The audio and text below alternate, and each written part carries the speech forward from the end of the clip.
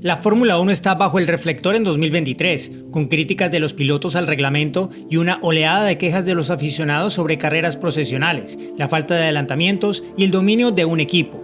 Se trata de un relato que se ha repetido en el siglo XXI, en el que hemos tenido rachas de dominio intercaladas con cambios ocasionales en la jerarquía. Primero fue Ferrari, luego fue Red Bull, después Mercedes, antes de que Red Bull se reafirmara como el equipo líder de la Fórmula 1. Durante todo este tiempo, hubo crisis existenciales periódicas con repetidos cambios de reglas, nuevas ideas y supuestas medidas para equilibrar el rendimiento que rara vez tuvieron el efecto deseado. Las esperanzas eran grandes cuando se introdujo la nueva normativa de la Fórmula 1 de efecto suelo. Los pilotos han lanzado una retahíla de críticas por la falta de adelantamientos y emoción. Colectivamente han centrado sus quejas en estas 5 áreas. Uno de los principales objetivos de la normativa de 2022 era reducir el efecto outwash que contribuía a empeorar las turbulencias detrás de un coche. Esto siguió a un análisis en profundidad de las características de la estela de los coches de Fórmula 1 con las regulaciones enmarcadas para reducir lo sucio que era el aire para un coche perseguidor. Pero el conocimiento no se olvida y era inevitable que los equipos siguieran intentando crear el efecto de estela que es bueno para el rendimiento, ya que puede reducir la fricción con el aire y permitir una mejor gestión del flujo de aire en todo el coche. Un buen ejemplo de ello fue el diseño de endplate del alerón trasero que Aston Martin presentó en Hungría el año anterior, o el concepto de endplate del alerón delantero de Mercedes que apareció por primera vez en Miami en 2022. Ambos diseños fueron prohibidos para 2023, pero es sintomático del problema que Mercedes este año tenga un endplate de alerón delantero similar, pero que cumple con las reglas diseñadas para prohibirlo. Como dijo George Russell, el desarrollo aerodinámico en curso ha dado lugar inevitablemente a que los equipos se alejen de la intención inicial de las normas. Russell también argumentó que los adelantamientos son cada vez más difíciles porque el efecto del rebufo ya no es tan grande como antes. Dado que el poder combinado de los 10 equipos de Fórmula 1 en términos de diseño y desarrollo es mucho mayor que el de los legisladores, la FIA se ve superada. Siempre habrá un tira y afloja entre las normativas diseñadas para aumentar la competitividad de los coches y los diseños que contrarrestan esa labor, independientemente de que haya coches con efecto suelo, con fondo plano o con otro concepto totalmente distinto. Las leyes de la física son inmutables y a menos que las carreras de Fórmula 1 se celebren en el vacío, siempre habrá algún tipo de efecto de aire sucio. Del mismo modo, cualquier intento de manipular la estela para reducirlo corre el riesgo de reducir el efecto del rebufo.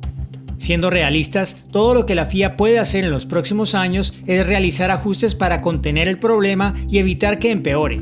La próxima gran oportunidad para abordar este problema será el reglamento de 2026, cuando se incluyan en la agenda la aerodinámica móvil y los coches más ligeros y pequeños. Dado que los pilotos de Fórmula 1 están implicados, es inevitable que los neumáticos Pirelli también sean objeto de críticas. Ese ha sido un tema común desde que el fabricante italiano regresó a la Fórmula 1 como proveedor único de neumáticos en 2011. Aquí hay 2 problemas. El primero, como ha señalado Carlos Sainz, es el sobrecalentamiento de la superficie de los neumáticos. Eso va de la mano con el problema de seguir otro coche en aire turbulento. Como dice Sainz, cuando persigues, pierdes un poco de tracción, agarre en frenada y empiezas a derrapar. Al deslizar los neumáticos, se produce el temido sobrecalentamiento de la superficie, lo que reduce el agarre y provoca aún más deslizamiento. Como resultado, dice Sainz, solo eres capaz de seguir durante 1 o 2 vueltas y luego tienes que retroceder. Luego está la cuestión de la degradación de los neumáticos. Las carreras a una sola parada han sido la norma este año, lo que deja un margen mínimo para la variedad estratégica. La falta de degradación térmica también reduce las posibilidades de variables de rendimiento que provoquen adelantamientos. Como señaló Esteban Ocon de Alpine, en Bahrein se produjeron más adelantamientos porque era una carrera de alta degradación, pero no hubo degradación en Australia, ni degradación en Jeddah ni en Bakú.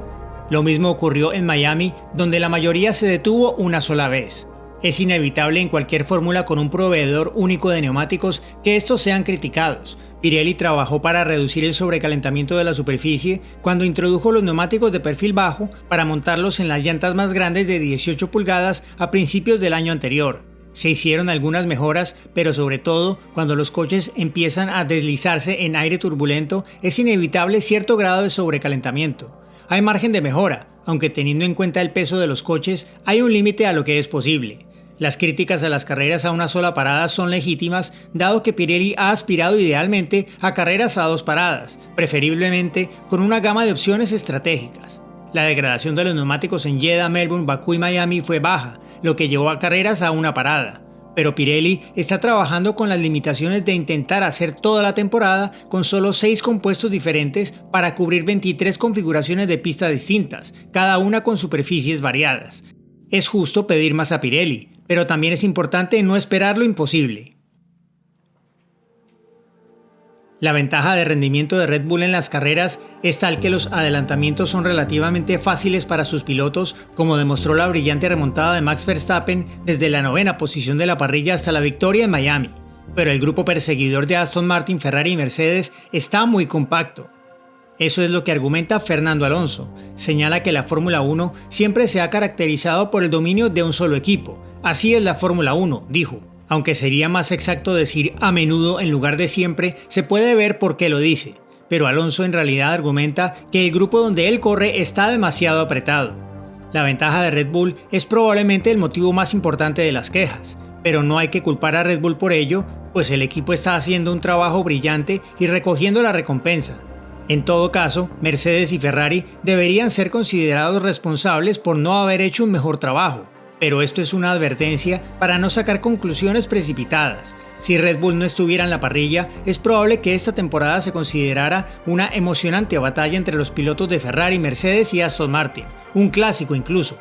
El argumento de Alonso de que los perseguidores están demasiado cerca como para que sea posible adelantar es válido, dadas las diferencias de rendimiento y las variables de una carrera que conducen a los adelantamientos y a carreras dinámicas. Sin embargo, uno de los objetivos del reglamento es garantizar que la parrilla no esté demasiado dispersa, lo cual es lógico porque si hay diferencias claras de rendimiento entre los coches y todos salen en el mismo orden, eso también es un ingrediente para las procesiones. Esto es algo que interactúa con las quejas sobre la falta de desgaste de los neumáticos, ya que puede crear compensaciones de ritmo entre coches de ritmo fundamentalmente similar. Tanto en Bakú como en Miami, las zonas de activación DRS se acortaron para 2023. Los pilotos están convencidos de que este fue un factor importante en el Gran Premio de Azerbaiyán, aunque en Miami hubo más adelantamientos. Aunque pocos son grandes fans de los adelantamientos con DRS, es un mal necesario en la Fórmula 1 moderna. Como dice Pierre Gasly, si el objetivo es adelantar, reducir las zonas de DRS no es necesariamente la forma de conseguirlo. Las zonas de DRS son infinitamente ajustables. La respuesta a las críticas sería que la FIA fuera más dinámica a la hora de ajustar las zonas, no solo para garantizar que sea posible adelantar, sino también para que no sea demasiado fácil. El problema es que los efectos del DRS varían según el coche, por lo que el ajuste de las zonas siempre va a beneficiar o perjudicar a alguien. Lo ideal sería que las zonas de DRS introducidas en 2011 ya no fueran necesarias, pero siguen siendo un hecho en la Fórmula 1 por ahora y en el futuro inmediato. Max Verstappen hizo una observación interesante, sugiriendo que los coches más pesados y los reglajes más rígidos para maximizar la carga aerodinámica han tenido un impacto en la reducción del dramatismo en pista. Su argumento es que esto reduce lo que él llama esa magia en términos de cosas como el paso por el bordillo, especialmente en circuitos urbanos que pueden darte esa ventaja crucial. Verstappen también señaló el viejo problema del creciente peso de los coches de Fórmula 1. El peso mínimo es ahora de 798 kilos. Es una tendencia preocupante que los coches de Fórmula 1 se hayan vuelto mucho más grandes y pesados en la última década. Hay razones para ello, como los sistemas de seguridad cada vez mejores y las unidades de potencia híbridas, pero han hecho que los coches sean más perezosos.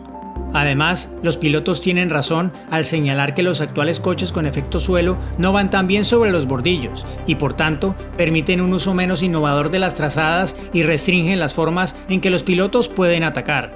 La FIA tiene planes para solucionar este problema.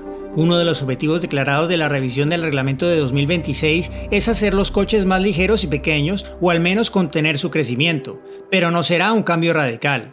La FIA ha identificado alrededor de 35 kilos como la oportunidad de ahorro de peso una vez que se tiene en cuenta la masa esencial, por lo que si bien la reducción de algunos de ellos será una mejora, es difícil ver a la Fórmula 1 volver a los coches ligeros de la primera década del siglo XXI. Inevitablemente, cuando los aficionados consideran que las carreras son predecibles, surgen algunas quejas, pero el hecho de que los pilotos también expresen sus críticas da que pensar a los legisladores. El reto ahora es decidir cuáles de estos puntos débiles pueden mejorarse con medidas inmediatas o más probablemente con cambios a largo plazo en el reglamento de 2026. Al fin y al cabo, es fácil señalar los problemas, pero más difícil encontrar las soluciones.